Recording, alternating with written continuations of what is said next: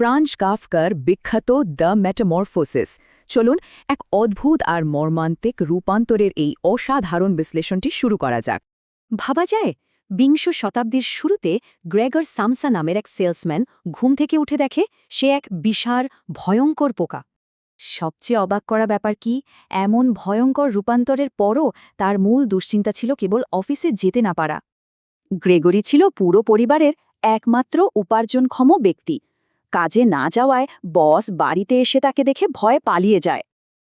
এরপর গ্রেগার নিজের নোংরা ঘরেই বন্দী হয়ে পড়ে আর ধীরে ধীরে নিজের ভেতরের সব মানবিক স্বভাব হারিয়ে ফেলে।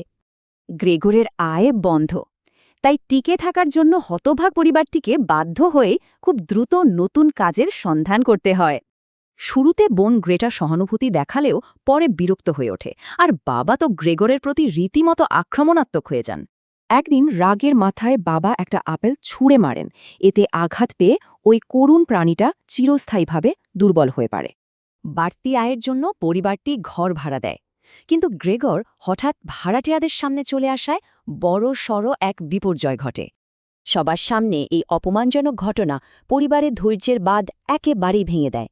এরপর পরিস্থিতি আরও ভয়ঙ্কর রূপ নেয়। গ্রেটা সোজা জানিয়ে দেয় এই পোকাটা আর যাই হোক গ্রেগর নয়। তারা তাকে চিরতরে বিদায় করার চূড়ান্ত সিদ্ধান্ত নেয়। চরম হতাশা, অনাহার আর আঘাতের যন্ত্রণায় গ্রেগর গুটি গুটি পায়ে নিজের ঘরে ফিরে যায় এবং সম্পূর্ণ নিঃশব্দে মারা যায়। সে মারা যায় ঠিকই, তবে স্বস্তি নিয়ে, কারণ সে আর পরিবারের বোঝা নয়। অন্যদিকে পরিবারও এক নতুন স্বাধীনতা পায়। একজন পরিচ্ছন্নতা কর্মী অত্যন্ত অবহেলায় গ্রেগরের মৃতদেহটি ফেলে দেয়, আর তার পরিবার দিব্যি এক সুন্দর ভবিষ্যতের পরিকল্পনা করতে থাকে।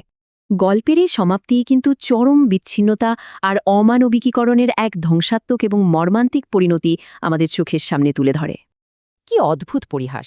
গ্রেগর যখন শারীরিক দিক থেকে পোকা হয়, তার পরিবার ঠিক তখনই মানসিকভাবে চরম অমানবিক হয়ে ওঠে।